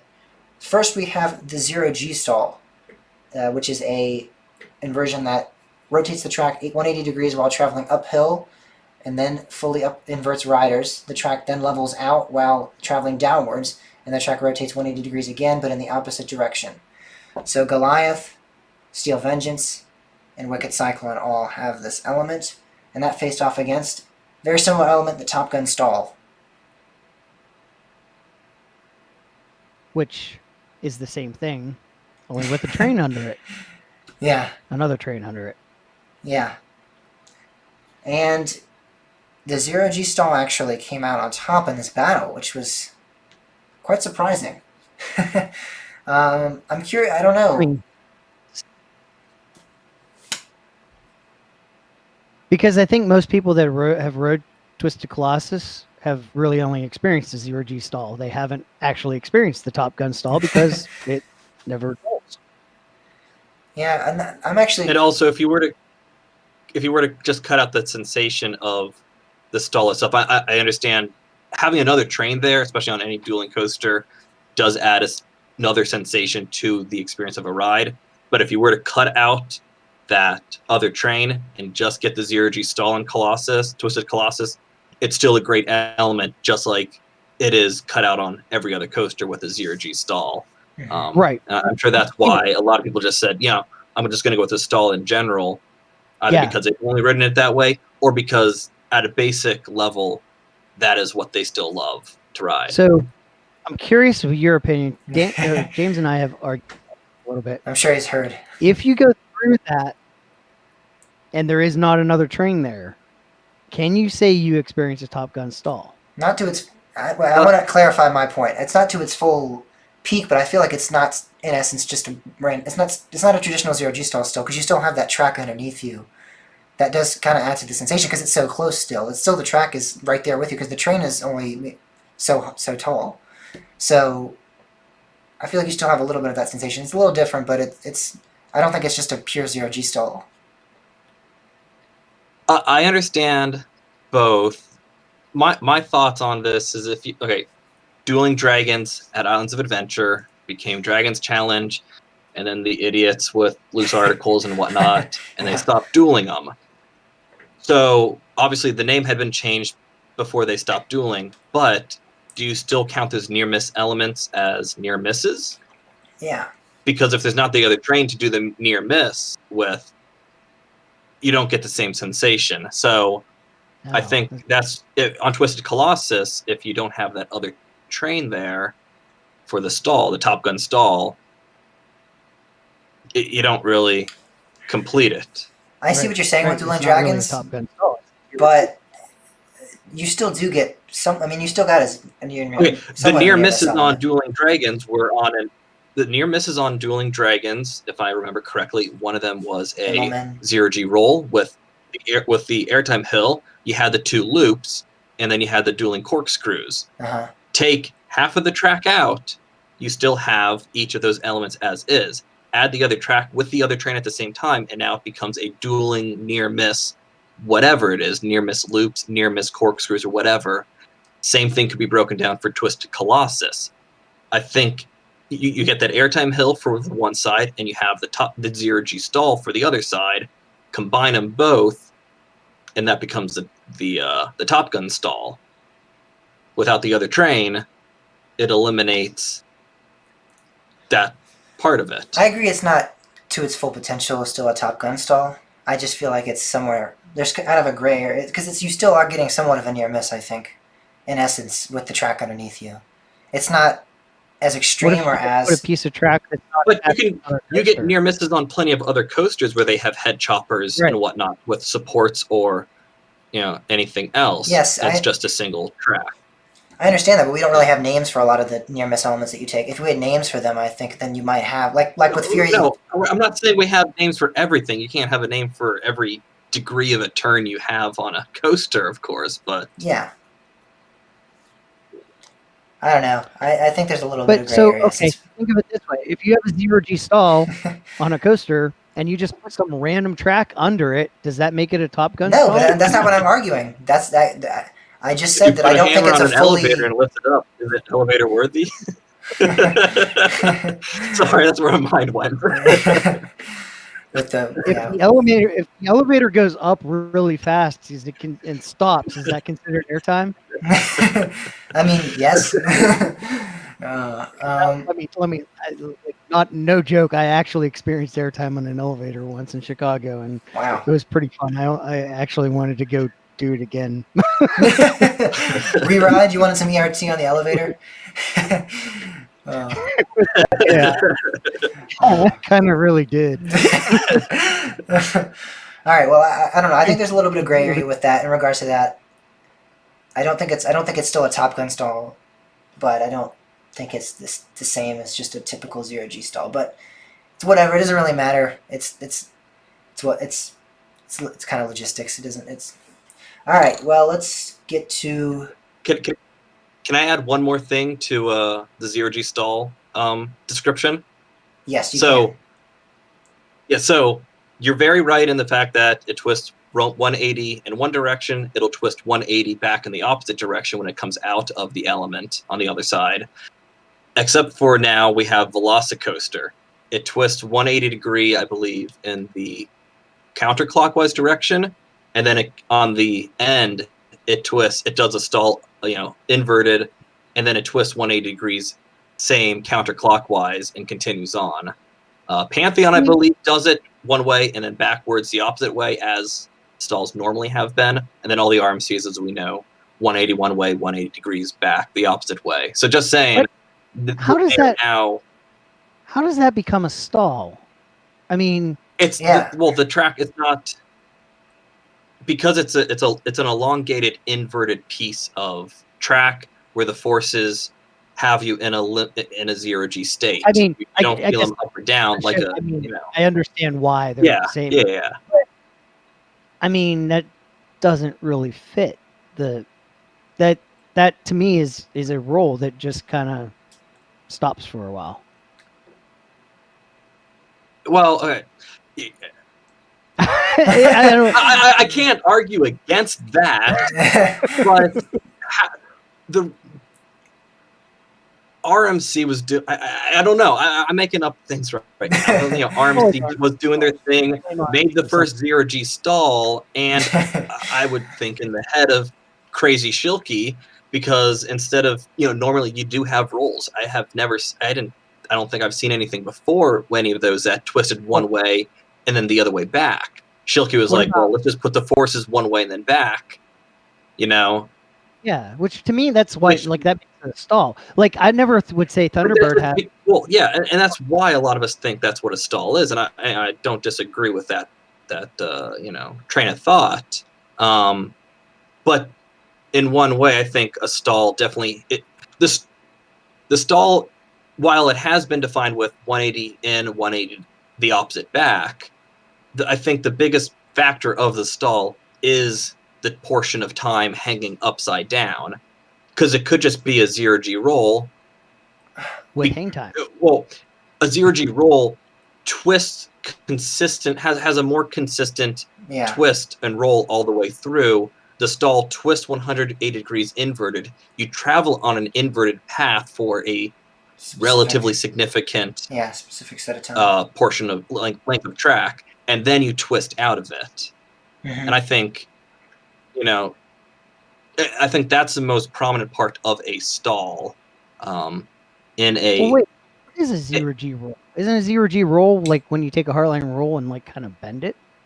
Hardline roll would be hardline roll or a zero G roll. Sorry, which one were you talking about? Zero G roll. Zero G roll is like a zero G roll. Take a airtime hill. Yeah.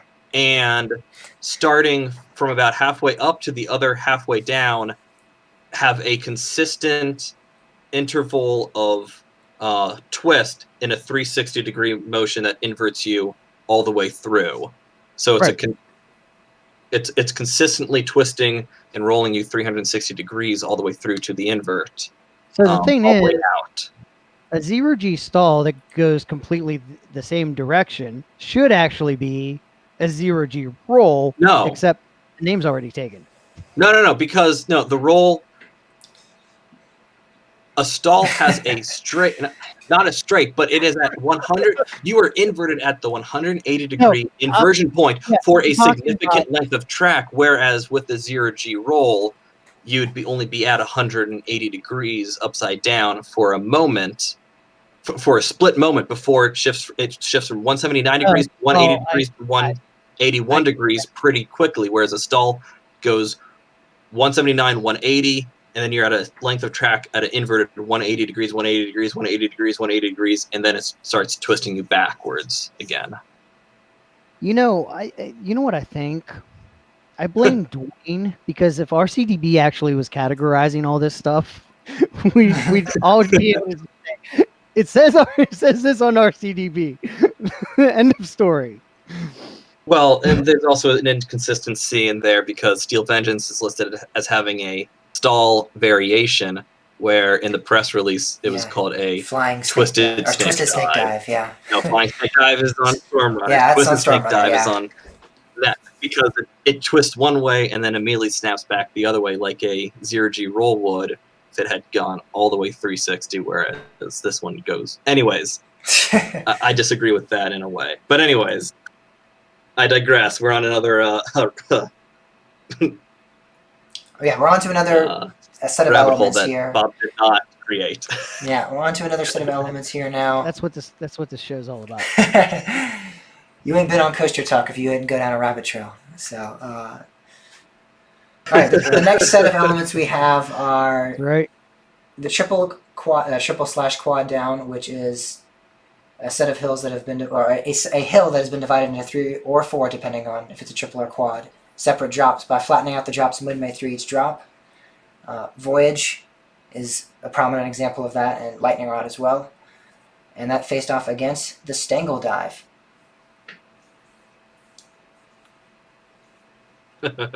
Daniel has no opinions on the Stangle Dive. Yeah, the Stangle Dive combines an overbank turn with a camelback hill. Are you guys gonna... The train first go up a regular camelback, then quickly tilts beyond 90 degrees at the very top. And Goliath at Wallaby Holland is the first one to utilize the Stangle Dive, and it is a great example of a Stangle Dive. So go watch that if you're not familiar. And it's also on Mako, right? Ah. No. No. We had this argument last week on the show, and that's we mentioned we messaged Daniel. Here. Yeah, we mentioned that we messaged Daniel. He didn't respond in time, and now he's here. So Daniel, does Mako have a Stangle Dive?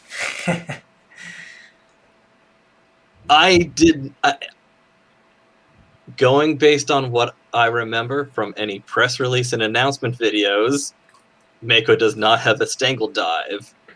That being said, things like Copperhead Strike or even Skyrush, I don't know if they were ever announced to have a Stangle Dive, but they kind of clearly have a Stangle Dive. So, in one way, based on original press releases, no, Mako does not have a Stangle Dive, but... Let me ask you this. Based on what I have seen in observing Mako since you guys brought it up to me last week while you guys were podcasting, I do not think Mako has a Stangle Dive based on what I've seen from pictures and POVs. Well, let me ask you this. Okay. This was my whole thing last week when I was arguing. I wasn't necessarily saying that there was or wasn't a Stangle Dive. I was trying to define where people were saying that it was. Where would you, if you had to pick something that was the closest to a Stangle Dive possible, what part of Mako fits that category in your view? So I was hanging out with James a couple of days ago, and he brought No. You guys got together before. He and I said, no, we're not going to talk about this with Bob because this might be giving him leeway to actually having Mako have a Stangle Dive. But I'm bringing it up here, James. Sorry, I'm breaking that trust. It's fine. So, looking over a POV or pictures and whatnot, so you go off the brakes, you dive down from the brake run, not a single dive, but just, a dive off the brake run, twist underneath the bottom of the supports for the lift, and then I think right there you do this turning motion where it turns into this heavily banked turn, and then it flattens out right before it does its final turnaround. I think that someone might try to associate with a Stangle Dive, but I don't think that there's enough diving afterwards. It's more of just it looks like more of like an upward turn to a flatter area, to a raised area above the pathway before it does another banked diving turn, not a Stangle Dive, but just another twisting dive turn that goes over the lake and whatnot. So that's where I think maybe someone said there is one, but it just doesn't look like it's banked enough, nor does it have enough. It doesn't traverse elevation-wise enough. I mean, a Stangle Dive should also enter upright rather than being banked as you peak. Yeah, that's correct. Yeah, you go up the hill, then you twist. Yeah. That's why everything after the mid course, I don't think fits. But I agree. I agree too. too. Right before the brake turn actually goes in upright and then banks as it turns. So to me, that kind of looks a lot like a Stangle Dive. Now it's not. I don't know if it really fits that classification, but I think it gets pretty close to a Stangle Dive, in my opinion. I think it kind of. It's literally just a drop into a turn, kind of. Sorry, we we plotted against you a few days ago. We're We prepared. planning this, man. It's not fair. So, but what I saw in that is what you see from Apollo's Chariot. After the second hill, you dive down to the helix, and that's you go up. You're at the top of the hill. The apex of the hill is at a. There's no banking, Yeah. and then as you drop down off of that hill on Apollo's Chariot, you start doing a bank, and that's what I see there on Mako, except smaller. Yeah. The other one was the second, right after you do the first drop and come back up. That's also. That's a large overbank turn. Yeah. That is definitely just a large overbank turn. I literally the only Yeah, element it that, doesn't quite enter. But that was the thing, though. If like, I totally rolled that out until I watched Goliath at Wallaby, Mm-hmm. and once I watched that, like, I don't know, because So Goliath doesn't really enter upright. It seems to already be on a bank as it enters the element. like, okay, look at the corkscrews on Anaconda at King's Dominion. Mhm. You enter him in on your side. There's going to be variations into how you enter all these elements, and Yeah. I'm sure you agree with that. So Yeah. Oh yeah. you don't enter in necessarily upright, but more upright Then the bank turn. Then- Yeah. than a highly like coming in sideways on like a 90-degree angle or something. You're mostly upright is what I think is what it looks like. Yeah.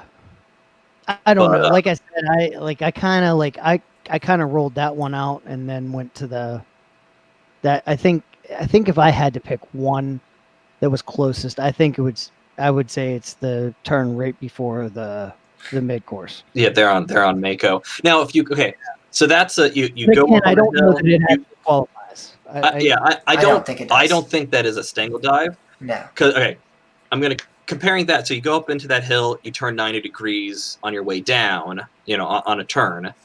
Comparing that to the stangle dive, or what everyone calls stangle dive on Copperhead Strike, very similar. If you were to look, from a top down sort of view, you enter in and you turn right, just like they're on Mako almost.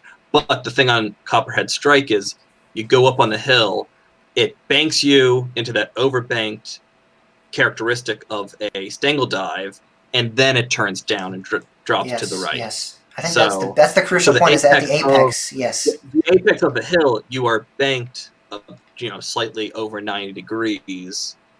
That's the Which major- Mako does not have, but Copperhead Strike does have. I think that's the major So, limiting factor. I I'm think just that's what I've I'm realized. comparing other elements. I mean, yeah. Yeah. This has to be the most debated element of any element. Yeah, I think mean, so. There's I've a lot seen of a lot elements of. that have debates, but I think stangle dive has to be the most debated. That I like. I feel like it's just well, crazy. it's kind of a rare element, and it's not been defined excellently. I don't think, because I mean, an airtime hill with a bank turn in it, you can kind of argue that point across when, like Mako, you can argue that point somewhat across for certain rides, and it doesn't actually really fit it to a T. So I don't know. It's not. It's kind of a element. That It's unique. It's yeah. Yeah, it's a very unique element. You're right, and it's not on many coasters. And the coasters that it is on, or that people claim it is on, every different. stangle dive is different. It Yeah. seems like they're all very different. Whereas you go corkscrew to corkscrew to corkscrew, you're going to get consistency from Arrow, consistency from B&M, Intamin, whatever. And that goes for other elements. But stangle dive, you don't see Yeah. much consistency between No. each coaster They've that been claims done to have it. Very I differently. think that's where it gets really heated. Yeah, I agree. But I think a lot of the problem is because B&M can't. I mean, it's such a snappy element. Like B&M, can't. They don't do that. That's just almost too really much for it them. wouldn't do So they anything. I kinda feel like yeah. a stangle dive on a B&M coaster wouldn't really be that exciting. Right, and I think that's exactly why Mako kind of gets that. Oh yeah, it has a stangle dive. It's like the B&M version of a stangle dive. I think that may be some of where that mentality comes from, that it has a stangle dive. Somebody's just trying to find But it on a again- B&M. There it is. I mean, I think maybe it's the closest B&M's ever going to get. I don't know. Yeah. All right, well, if you guys remember what we were talking about originally, it was actually the Trial of the Elements bracket tournament, and it was the triple/quad down. I want to reemphasize that we were talking about the triple/quad down versus the Stangle Dive. You probably remember the Stangle Dive part, but it was the triple/quad down that was facing off against it, and that element actually won. So disregard everything we just said about the Stangle Dive. It doesn't matter. The triple quad down won. That element won. That we've seen a lot on coasters. Voyage, Lightning Rod, as the examples we gave.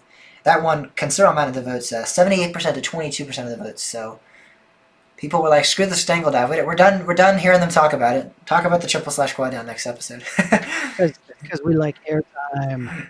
Yeah, it is a great element. That is without a doubt one of them. I'm not shocked at all that element is getting up there. I mean, people love Voyage so much because of that element. That's one of the best elements on the ride for sure. So That's all. I still haven't rode Boulder Dash, but that's all I ever hear about. yes, Boulder Dash yes, as I hear well. that a lot.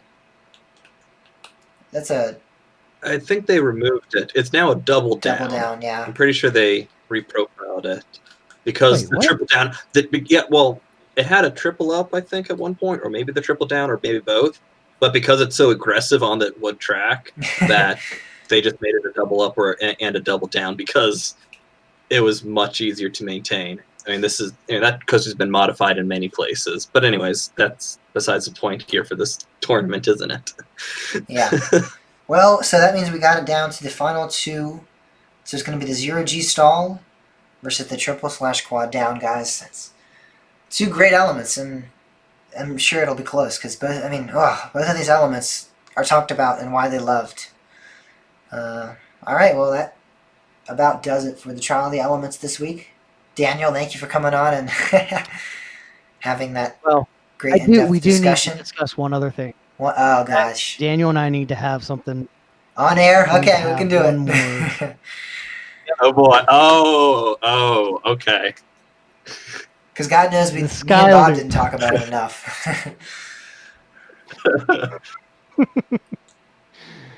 So you say that a sky loop cannot be an element. Why? The sky loop as it It's the sky loop described. as it is cannot be. So, all right, I'm trying to remember things from your past podcast, your arguments for what you guys, you or James, and especially you because you're arguing with me right here, right now. You have used to validate your side, and I did come up with a few things. I'm trying to remember what those are now. So, all right. First off, on a basis, this isn't really part of my argument per se, but any manufacturer in park has made up names for every element just because they can make up a name for an element. Yeah. Just because they want advertising, whether it be a coaster manufacturer at IAAPA trying to market something new, or whether at a park just trying to claim a new first, and so they take an element that has a consistent name and rename it something else. So, Mauer could have, Mauer claims that it is an element because they can claim it as an element. That's not really my strong suit of this argument, but that's just, I want to get that out on the table, that knowing that people can do it just for advertising and should not be taken verbatim as well. Nor should any of our other arguments per se. These things are just elements on coasters. They're all fun, but anyways. All right. So breaking it down, the lift hill was called what? It was like a bumpity bump lift hill or something? Humpty Bump Lift. Humpty Bump Lift. Bumpity bump. Oh gosh, now my argument's going to fall apart here. So it might fall apart. So to make up, gosh. All right. You have B&M coasters you see, especially like on Kumba or Dominator, you have interlocking corkscrews. Yeah. Which is made up of two corkscrews. Right. So technically, all right, you could say that the Humpty Bump Lift is is just part of the element to the Sky Loop. But geez, like So the thing is, it's Oh, the God. only lift. It's the only lift that you exit upside down.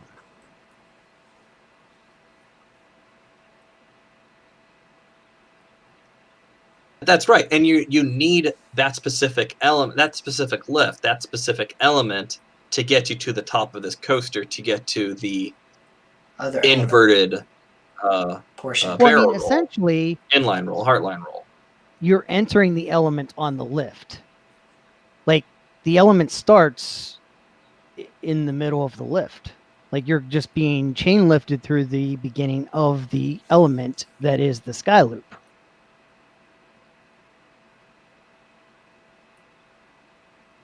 But because the Skyloop is a coaster model, just like a Skyrocket 2, you break everything down on that model. You have your launch, you have your heartline roll at the top, you have your non-inverting loop, and you have your back to the station.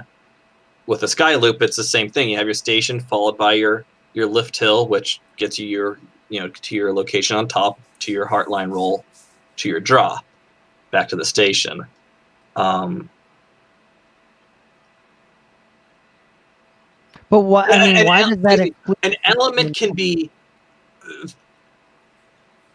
like a loop, a corkscrew, a cobra roll. You can take that and put that into the middle of any other coaster, and it is still its element. But there's nothing that says that you can't do that with this. I don't disagree, but like if you were to if it were like a non-inverting loop, in a way, I mean that's kind of what it is almost. If you had the Skyloop in the middle of a coaster, well, yeah, but like that's what I'm saying. If you had it entering at the bottom, you go up for your lift hill or launch into your Skyloop, goes down the drop and continues on with your course, the rest of the layout. Yes, it's an element, but as it is right now, it's not an element. It's a coaster model.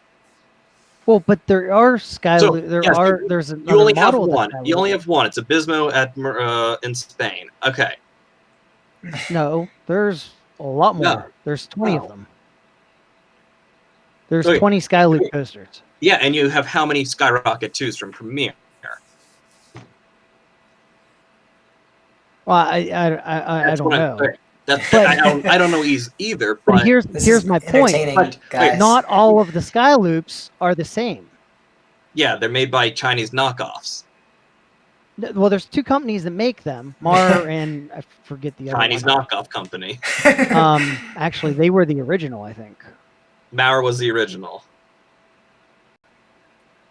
Okay.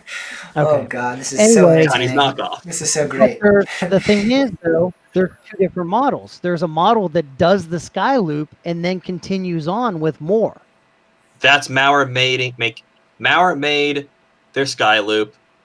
The whatever park in Spain wanted more. That's where Abismo is, where it does the Skyloop, does the drop, goes past the station, overbank turn, some other elements, another turn, and back into the station. But that's like adding. Okay, you're right. That's like adding onto another model, onto any other.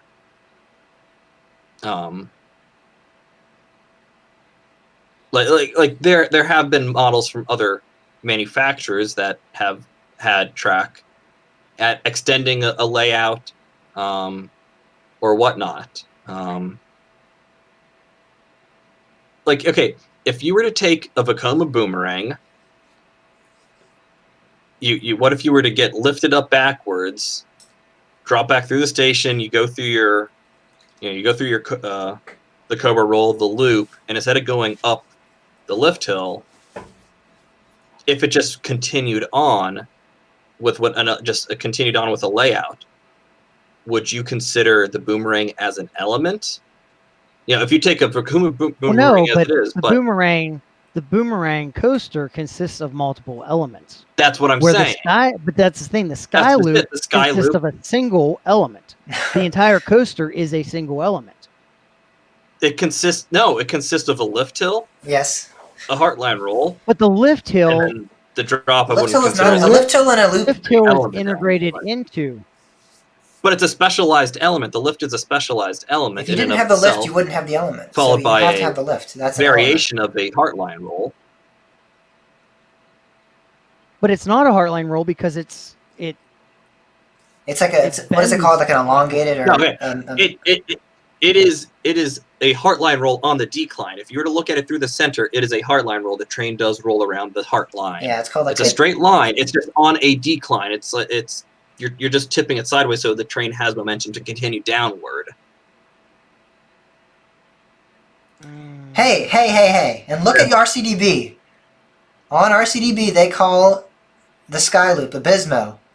The elements that the ride has: a vertical chain lift hill, and then a 150-foot tall Skyloop. yeah. They define So- RCDB defines the Skyloop as an so- element. Okay, No, they then don't. are they But look, defining the they Skyloop have the chain as, lift on there. That's are what they I'm defining saying. the Skyloop as the They have the chain lift on so there as a are they separate defining element. Skyloop as are they defining Skyloop as the lift plus the roll plus the drop, or Well, is no, so the thing- the Skyloop the the heartline roll up in the sky?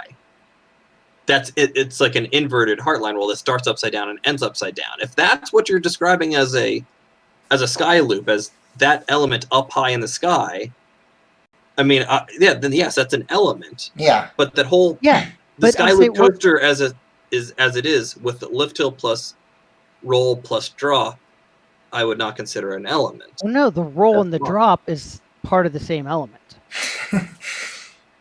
That's the Skyloop. That's where we all disagree. The chain lift is separate, but it's integrated into this because you're exiting the loop. You have to exit the chain lift upside down. So if you took this and put it on Saying- another that's what I'm coaster, saying. What if you you could don't- enter. What Without that's what a I'm saying. chain What if you replace the chain lift with just a curved piece of like a half loop, and you enter in with a launch from the bottom? You have a regular, like a top flip dragster launch, go up like a half loop, enter an upside down, then you enter into the sky loop. Yeah. Okay. Yes, I agree with that. I thought you were describing the whole coaster as a sky loop element. No, my point is that the I think we just had a long. That is what he's for been no saying. reason. That's what he's been saying. the lift is integrated into the Skyloop because of the no. way it starts. But I'm not saying that it's part of the element. I'm saying Okay. Yes, I agree with that's that. how you like. It's the method of getting there. Oh my god. Yes. Wow. You can't- That's Once you what you've been exit, saying? once you Have exit that. the lift, you start the sky loop. If that's what you've been saying, then I also misinterpreted. The chain lift is so you do agree that the chain lift, while it is whatever a method of reaching that point, it is not a part of the sky. Like you could have it without the chain lift. Like the sky loop can still exist without a chain If you're lift. coming, if you put it on another coaster that enters with speed, Exactly. straight up and upside down, then yes, that's Okay, well Yeah, that's what I've been that's the arguing the whole Skyloop. time too. Because the chain lift in my mind is what makes it like have a separate.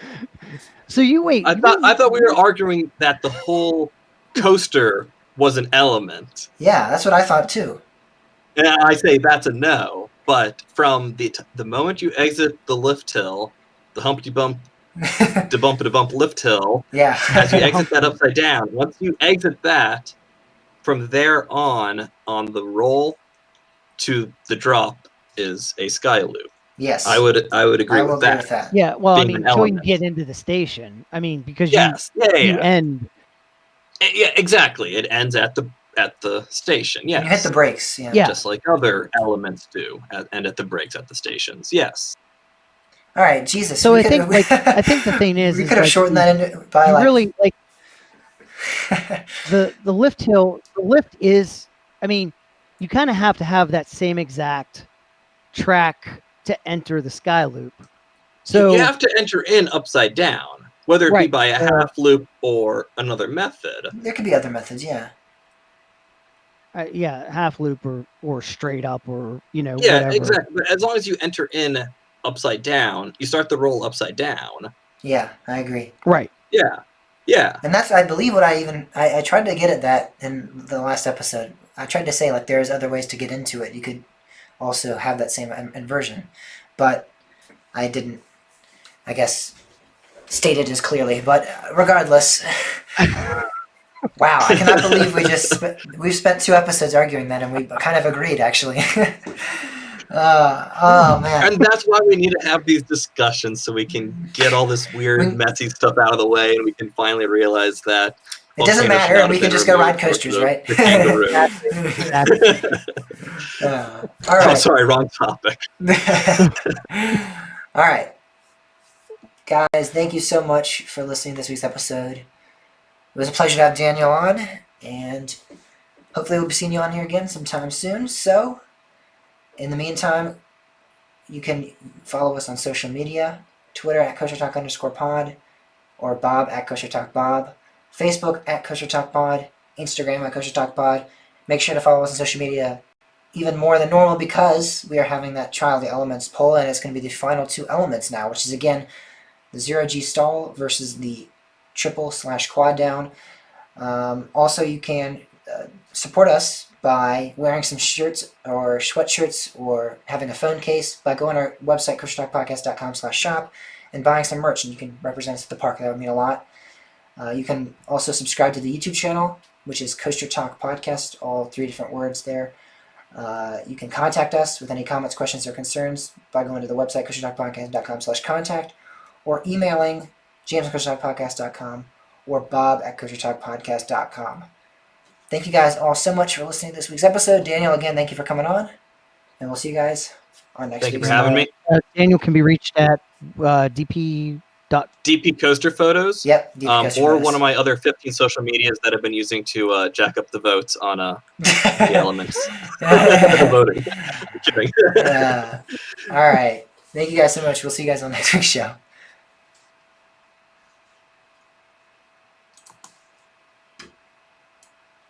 Yay.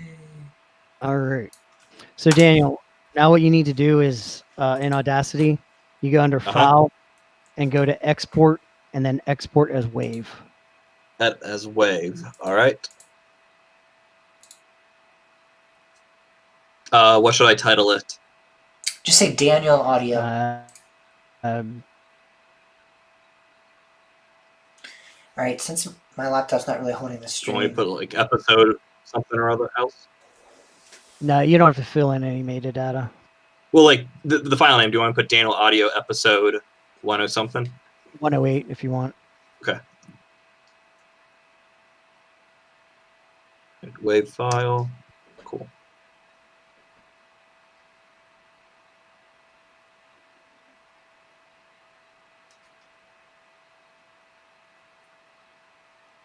All right. Do we have anybody in the live stream, or do we argue them all away? there's a couple people. But I'm going to call it quits, guys, tonight because my computer's having a tough time with the stream. So we'll see you guys, whoever's listening. Bye.